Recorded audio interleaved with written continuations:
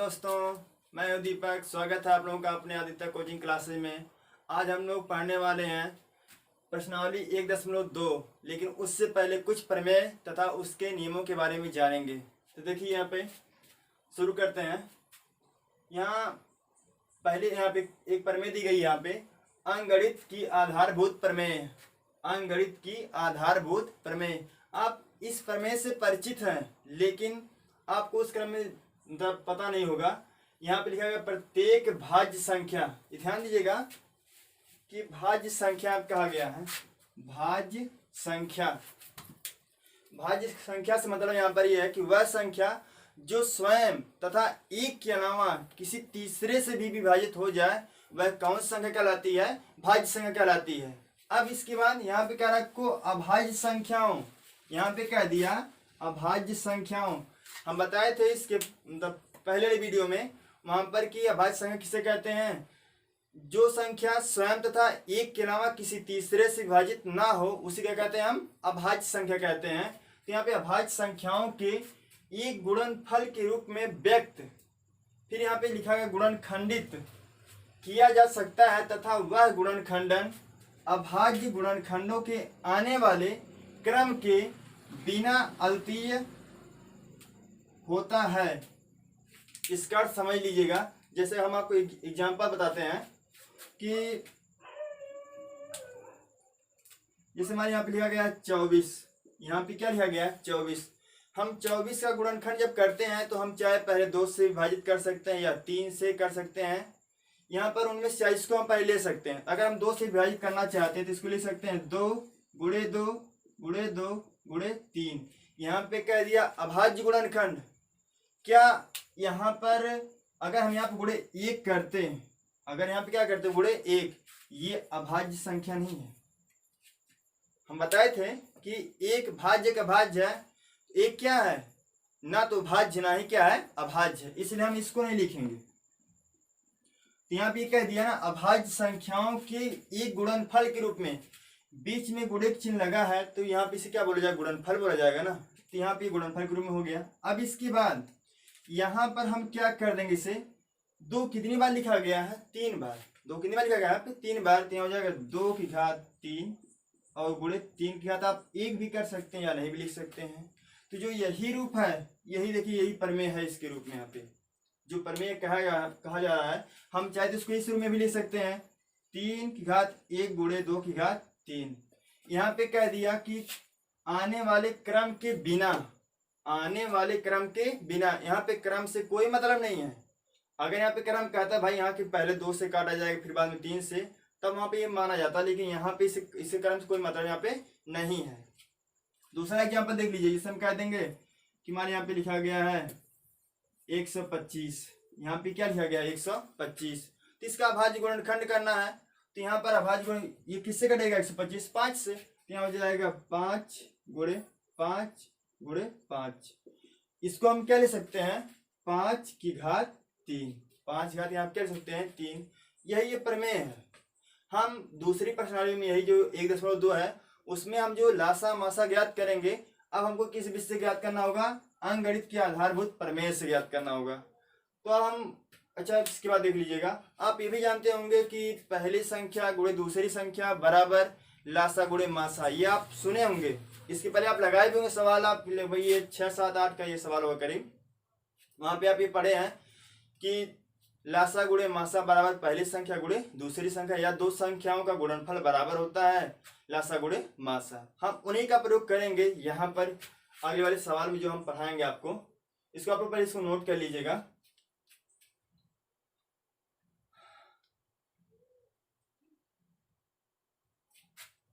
तो चलिए इसके बाद हम कुछ नियम और बता देते हैं आपको।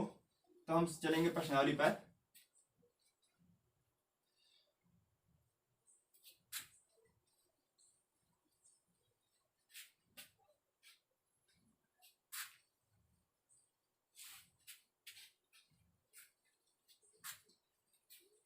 देखिए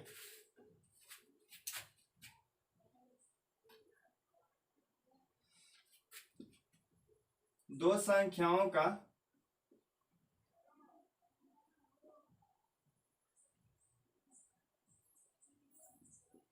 दो संख्याओं का गुणनफल बराबर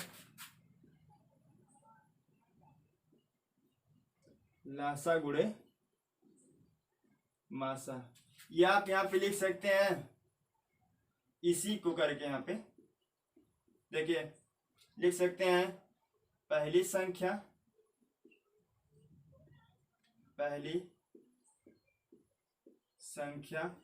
गुणे दूसरी संख्या बराबर लासा गुणे मासा। लासा गुणे मासा। आप यहाँ पे जो आपकी दूसरी प्रश्न आप मिलेगी 1.2, उसमें कुछ सवाल ऐसे रहेंगे घात के रूप में वहां पे रहेंगे, तो वहां पर आप कैसे निकालेंगे लासा गुणे मासा। ध्यान दीजिएगा, अगर हम लासा ज्ञात करना चाहते हैं तो हमेशा अधिकतम घात वाली संख्या लिखेंगे। क्या लिखेंगे वहां पर हम? अधिकतम घात वाली संख्या। और अगर हमको मासा ज्ञात करना होगा तो दोनों में से वह संख्या लेंगे, वहां पे न्यूनतम घात वाली संख्याओं को वहां पे चुनाव करेंगे। देखिए कि एग्जाम्पल आपको बताते हैं। अच्छा, आप वह नियम भी लिख लीजिए।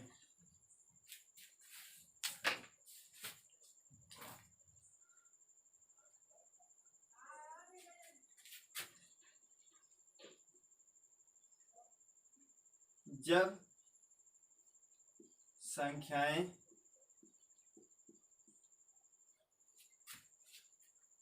अच्छा रुकिए, डायरेक्ट लिखिएगा यहाँ पर कि लासा बराबर यहाँ क्या हो जाएगा, दो संख्याओं कह दें, लासा बराबर यहाँ हो जाएगा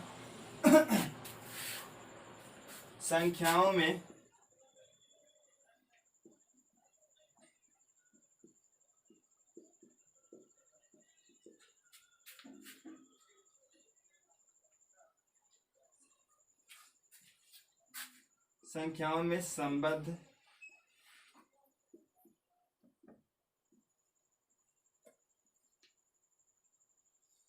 प्रत्येक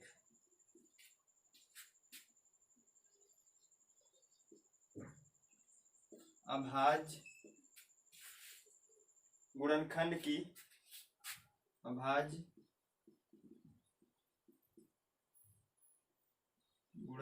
की सबसे बड़ी घात वाली घात का गुणनफल अगर लिख लिया यहाँ पे ये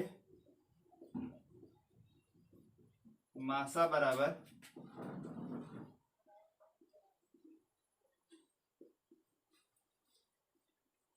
संख्याओं में प्रत्येक उभयनिष्ठ संख्याओं में प्रत्येक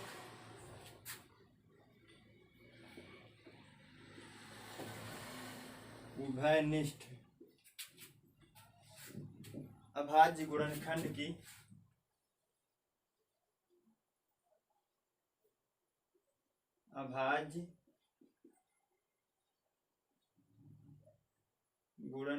की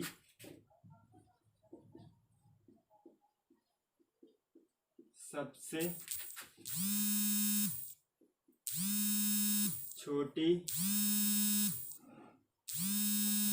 घात का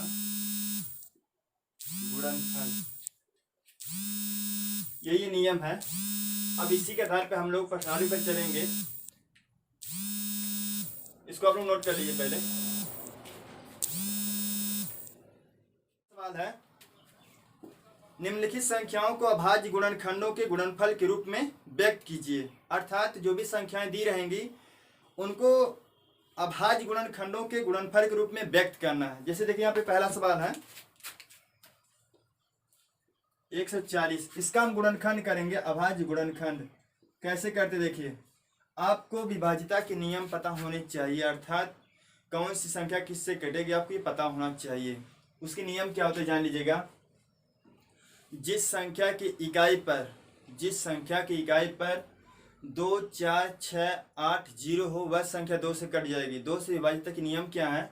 जिस संख्या की इकाई पर 2 हो, 4 हो, 6 हो, 8 हो या फिर 0 हो तो वे संख्या 2 से कट जाएंगी। इसकी इकाई पे यहाँ पर क्या है? 0, इसलिए संख्या 2 से कट जाएगी। 2 से आप भाग कर दिए, यहाँ पे हमेशा भागफल लिखा जाता है। 2 सत्ते 14, यहाँ पे आप यहाँ पे 0 उतारेंगे, भाग नीचे 0 बढ़ा देंगे, फिर यहाँ पे 0 है इसलिए 2 से कट जाएगा। कितनी बार जाएगा? 35 बार। फिर आप यहाँ इकाई कितना है? 5। जिस संख्या की इकाई पर 0 हो या फिर 5 हो, जिस संख्या की इकाई पर 0 हो या फिर 5 हो वह संख्या 5 से कट जाएगी। तो 5 सत्ते 35, फिर आप 7 से काट दीजिएगा। अब देखिए यही हम यहाँ पे लिखेंगे 140 बराबर 2 गुणे 2 गुणे 5 गुणे 7। हम बताए थे आपको, या फिर जानिए आप लोग पढ़े होंगे कक्षा 7 में कि आधार समान होने पर गुणा में घातें जुड़ती हैं। आधार समान होने पर गुणा में घातें जुड़ती हैं। तो यहाँ पे इन दोनों का आधार समान है, इसलिए 2 की घात 2 गुणे 5 गुणे 7, ये इसका आंसर हो गया। अब इसके बाद हम एक सवाल और लगा देते हैं, बाकी शेष सवाल आप लोग लगाएंगे। देखिए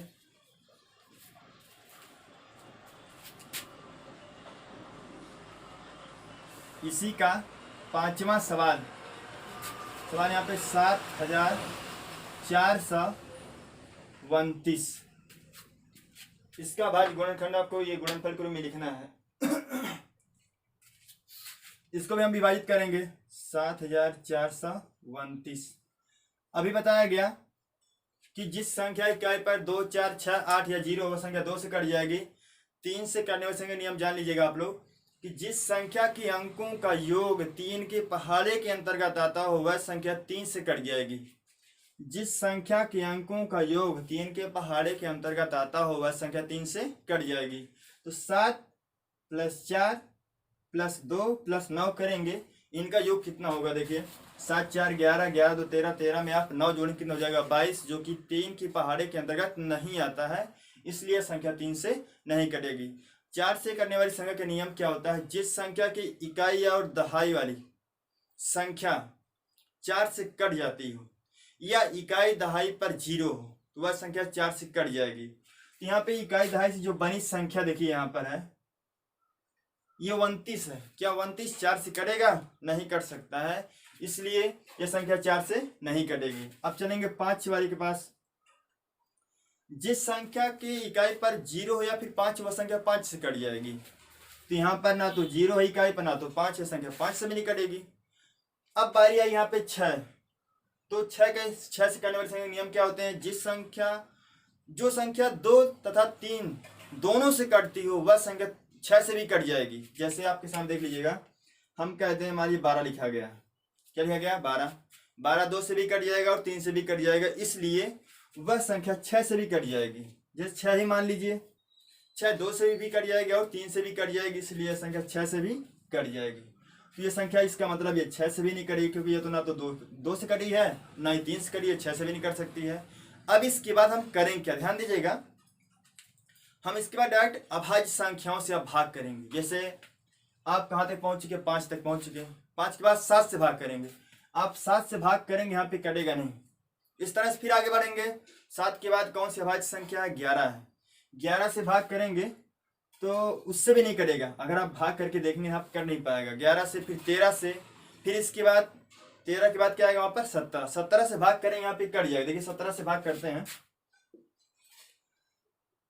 17 से भाग करेंगे, यहाँ पर कितनी बार जाएगा? देखिए 17 चौक 68, 17 5 85, यहाँ 17 चौक 68 4 बार जाएगा। देख लीजिए यहाँ पर 17 चौक 68, अगर हम भाग करना चाहें 17 चौक 68, यहाँ पर कितना आएगा? 6 2, फिर इसके बाद 17 चौक 17 51, 17 3 51, फिर इसके बाद यहाँ कितना आएगा? 1, यहाँ पर 1, यहाँ पे 9, फिर आप भाग करेंगे 17 7 119, 17 7 119, मतलब 437 यहाँ पे आ गया। अब इसके बाद अगर हम 17 तक पहुंच चुके हैं कि 17 तक ये 17 से पहले संख्या से नहीं कर सकती है, 17 की तब हम आगे बढ़ेंगे। 17 के बाद कौन सी अभाज्य संख्या है? 19। तो 19 से भाग कर दीजिएगा। 19 देखिए भाग करने पे यहाँ पे करता ही नहीं करता है। तो अगर हम 19 से भाग करना चाहेंगे यहाँ पर कि 19 से भाग करेंगे, 19 दूनी 38, 19 दूनी 38, यहाँ हो जाएगा 3, यहाँ 5 आ जाएगा, यहाँ पे 7, 19 तिया 57, ये 0 यहाँ पे हो गया शेषफल। यहाँ हो जाएगा कितनी बार गया 19 से भाग करने पर? 23। क्या 23 किसी अन्य संख्या से कर सकती है? नहीं, क्योंकि यह एक अभाज्य संख्या है, इसीलिए इसे हम किससे कर देंगे? हम 23 से। 23 से कम 23, यहाँ हो जाएगा 7429 बराबर यहाँ हो जाएगा 17 गुणे 19 और गुणे 23। ये इसका अभाज्य गुणनखंड हो गया। अब जो बाकी शेष सवाल इसमें बचे हैं वो आप लोग घर पर लगाएंगे। हम वो शेष सवाल लिख दे रहे हैं। देखिए आप लोग शेष सवाल नोट कर लीजिएगा, घर के लिए क्वेश्चन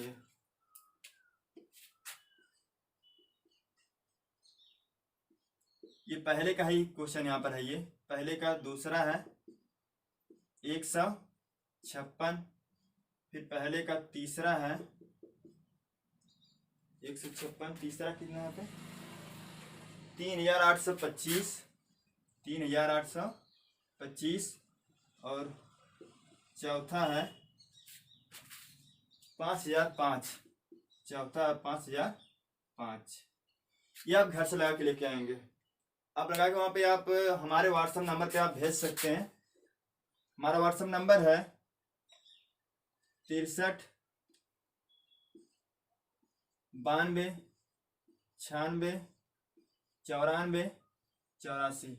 आप लोगों को अगर कहीं पर कोई भी समस्या होती है तो आप इस नंबर पर व्हाट्सएप करके पूछ सकते हैं, हम बता देंगे आपको। अगर कहीं पर कोई समस्या होगी या फिर आप कमेंट बॉक्स में कमेंट कर सकते हैं, सर यहाँ पे समस्या आप फिर से बता दीजिए, हम दोबारा भी उसको बता सकते हैं। इसको नोट कर लीजिए घर के लिए।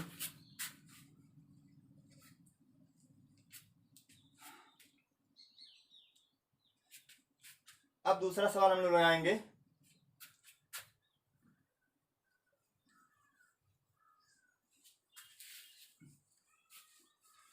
देखिए इसमें दूसरा सवाल है क्या, इसमें कह रहा है पूर्णांकों के निम्नलिखित युग्मों के HCF, HCF मतलब होता है हाईएस्ट कॉमन फैक्टर, जिसे हम हिंदी में कहते हैं मासा, शॉर्ट फॉर्म है। इसे विस्तार से क्या बोलते हैं? महत्तम समापवर्तक। और LCM का मतलब होता है lowest common multiple. Lowest common multiple का मतलब होता है लघुत्तम समापवर्त्य। और अपवर्तक और अपवर्त में अंतर होता है, ध्यान दीजिएगा। ये आपको हम किसी वीडियो में बता देंगे अच्छी तरह से कि लासा और मासा में अंतर क्या होता है। यहाँ कह रहा है कि HCF और LCM ज्ञात कीजिए तथा इसकी जांच कीजिए कि दो संख्याओं का गुणनफल बराबर HCF गुणे LCM है। हम आपको इसके पहले वाले में इसके पहले बताए थे अभी कि ये नियम बताए थे कि दो संख्याओं का गुणनफल बराबर होता है लासा गुणे मासा। यहाँ पर वही मासा गुणे लासा लिखा गया है। देखिए हम इसको ज्ञात करते हैं। दूसरा सवाल इसका है,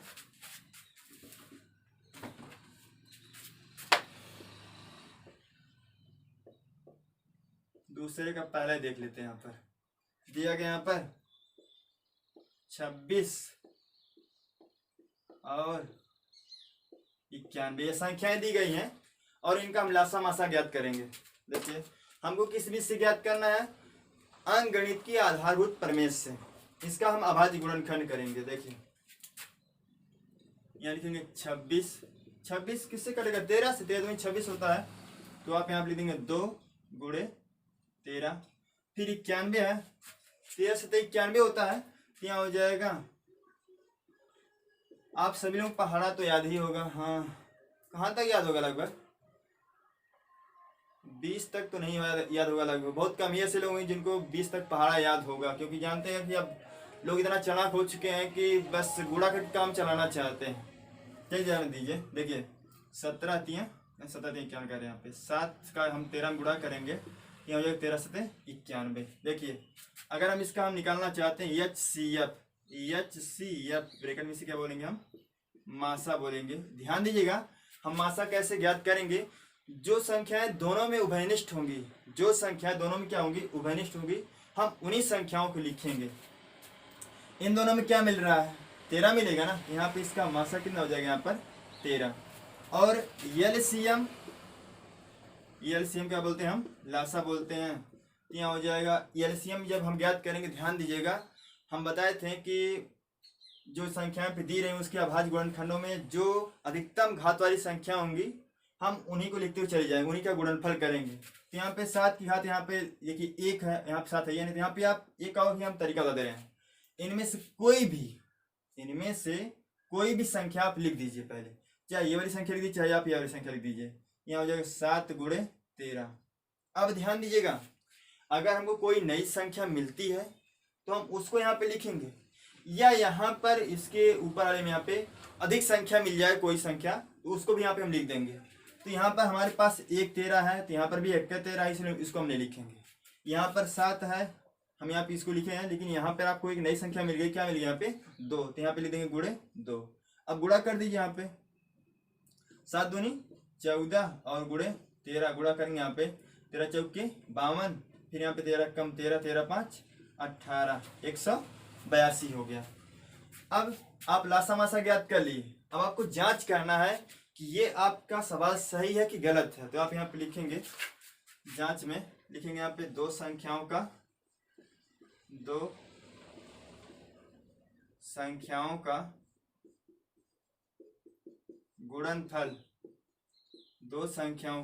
गुणनफल बराबर, दोनों संख्याएं कौन कौन सी हैं, 26 गुणे 91। आप क्या करेंगे, गुणा करेंगे, कहीं गुणा कर लीजिएगा।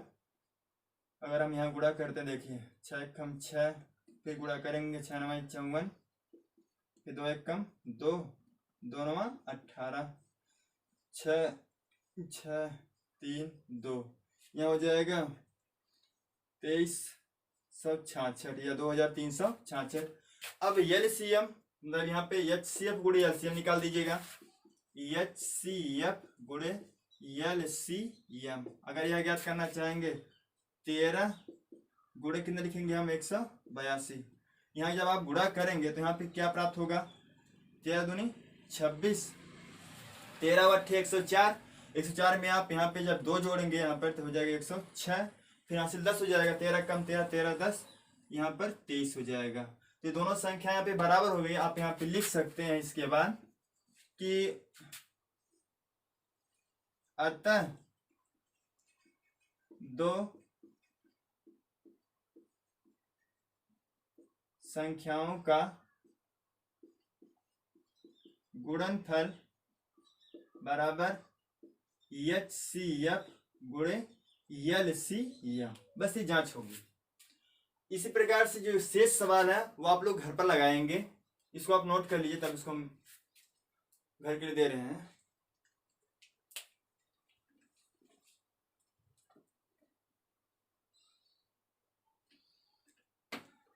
तो चलिए घर के लिए सवाल आप लोग नोट कर लीजिएगा।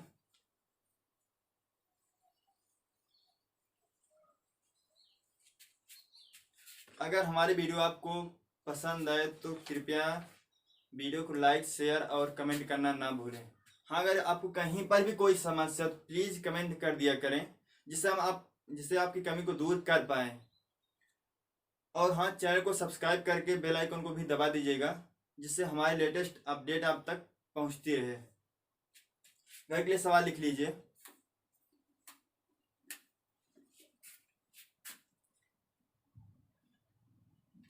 देखिए ये दूसरे का पहला हम लगा दिए थे, यहाँ पे दूसरा लिख दीजिएगा। यहाँ पर ये दूसरा सवाल यहाँ पर है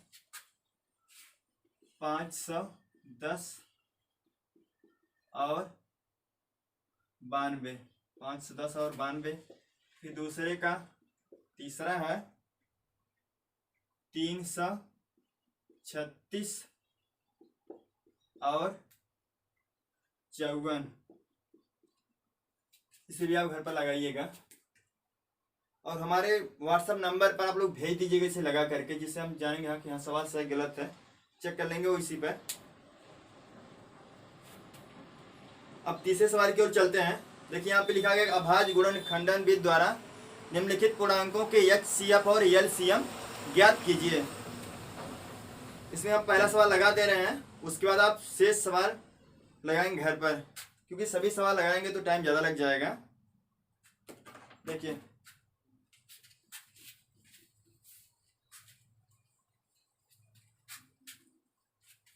इसे आप नोट कर चुके होंगे।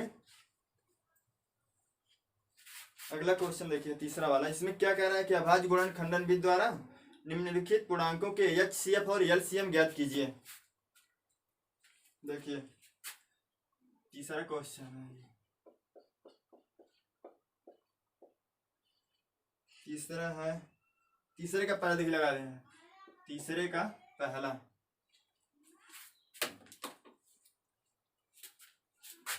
12, 15 और 21, इन सभी का हमको ज्ञात करना है एलसीएम और एचसीएफ। तो चलिए पहले गुणनखंड कर लेते हैं। 12 गुणनखंड करेंगे 2 गुणे 2 गुणे 3, 2 दूनी 4, 4 तियां 12। फिर 15 का गुणनखंड करेंगे यहाँ पर, तो 5 गुणे 3। फिर हम 21 का गुणनखंड करेंगे तो यहाँ हो जाएगा 7 गुणे 3। अब हम निकालेंगे एचसीएफ। क्या निकालेंगे? एचसीएफ। अगर हम एचसीएफ ज्ञात करेंगे, हम बताए थे जो संख्या सब में कॉमन होगी उसी को यहाँ पे नोट कर दीजिएगा। सब में यहाँ पे देखिए क्या मिलेगा? 3 मिलेगा। सब में यहाँ पे क्या मिलेगा? 3, तो आप यहाँ पे दीजिएगा 3। फिर इसके बाद क्या निकालेंगे हम? एलसीएम। एलसीएम ज्ञात करने के लिए क्या करेंगे? हम बताए थे चाहे जो भी एक संख्या पूरा लिख दीजिए, चाहे ऊपर वाला, चाहे नीचे वाला, चाहे बीच वाला, चाहे इसको आप लिख दीजिएंगे। यहाँ पे हम लिख दिए 7 गुणे 3। अब इसके बाद यहाँ पे देखेंगे, अगर हमारे पास कोई नई संख्या मिलती है तो वो हम यहाँ पे लिखेंगे। देखिए यहाँ पे नई संख्याओं से मिली, दूसरे में यहाँ पर 5 मिल गया, इसको आप लिख दीजिए 5 गुणे। अब हम इसके ऊपर वाले पहुंचते हैं। यहाँ पर देखिए कितना मिल गया? यहाँ पे 2 मिल गया, वो भी कितनी बार है? 2 बार। इसको लिख देंगे हम 2 गुणे 2। अब गुणा कर दीजिए, 7 3 21, 21 25, 105। 105 में अगर हम 4 से गुणा कर देंगे, 105 गुणे 4, 4 25 20 और 4 कम 4, 420। ये इसका आंसर हो गया। अब इसके बाद आप लोग शेष सवाल घर पर लगाएंगे। अच्छा भाई, इस सवाल को फिर समझ लीजिए। आप लोग गुणनखंड करना जानते हैं। यहाँ तक करने के पश्चात एचसीएफ कैसे ज्ञात करेंगे? जो सब में कॉमन रहेगा वैसे आप नोट कर लीजिएगा। फिर एलसीएम कैसे ज्ञात करेंगे? आप चाहे जो भी एक संख्या पूरा लिख करके, इसके बाद देखिएगा कोई नई संख्या मिलती है तो उसको आप नोट करेंगे, या फिर उससे अधिक मिलती है, जो संख्या के पास यहाँ पर है उससे अधिक कोई संख्या मिलती है उसको आप यहाँ पे नोट कर लीजिएगा। तो यहाँ पर देखिए 7 गुणे 3 था, हमारे पास एक नई संख्या मिल चुकी है 5, उसको हम यहाँ पे लिख दिए। फिर इसके बाद अगले पहुंचे यहाँ पर 3, तो हमारे पास पहले में से इसको नहीं लिखेंगे। यहाँ पे देखिए 2 मिला, लेकिन वो 2 बार है, दोनों बार लिख दीजिए यहाँ पर, क्योंकि नया मिल गया यहाँ पे। अब यहाँ पे गुणा सबको करेंगे, यहाँ पे हो जाएगा 420। एचसीएफ कितना आ गया? यहाँ पर 3 आ गया, और एलसीएम यहाँ कितना हो गया? यहाँ पे 420। ये इसका आंसर है। अब इसके शेष 2 सवाल आप लोग घर पर लगाएंगे, वो भी आप नोट कर लीजिए।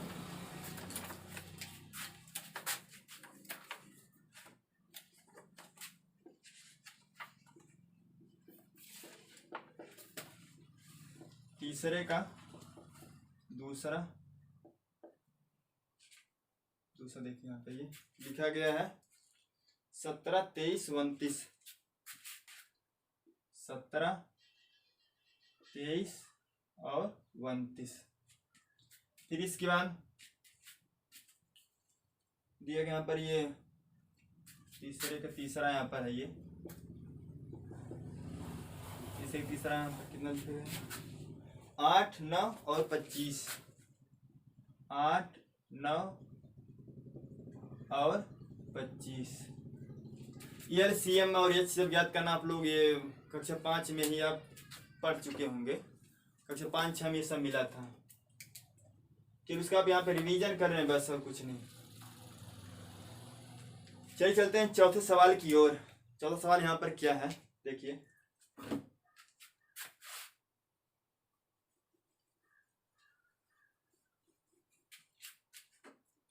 चौथा सवाल यहाँ पे लिखा गया है कि एचसीएफ ऑफ 306 and 657, इसका मतलब 306 और 657 का मासा कितना यहाँ पे दिया गया है? 9 दिया गया है। यहाँ पर कितना है? 9। और यहाँ फिर दिया गया है कि यहाँ पे इसके बाद कह दिया कि एलसीएम ज्ञात कीजिए। इसके बाद कह दिया कि एलसीएम किसका, इसी का 306 और 657 का एलसीएम क्या होगा।